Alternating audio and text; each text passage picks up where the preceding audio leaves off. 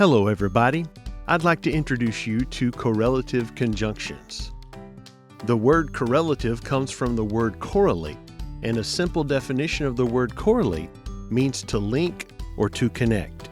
So if you apply the word correlative in this context, it means to link or to connect.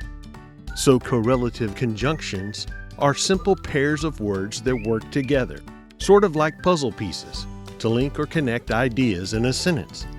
Let's look at the most common pairs of correlative conjunctions.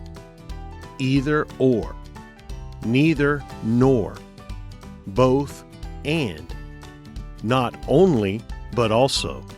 Correlative conjunctions always come in pairs, and they balance your sentences. Let's look at some examples. I want either pizza or pasta for dinner. Here, either and or are your correlative conjunctions, and they give a choice between two things. Now, let's try neither nor. Neither the cat nor the dog likes baths. This pair tells us that neither the cat nor the dog likes baths. The pair of both and is a great pair for showing that two qualities are true at the same time, like she is both kind and hardworking.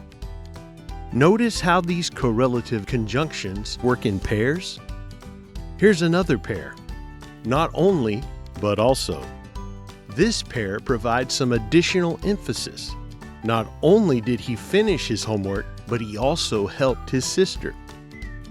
So remember, correlative conjunctions work as a team. You can't have one without the other, so make sure both parts are in your sentence. That's it for correlative conjunctions. Try writing some of your own sentences using correlative conjunctions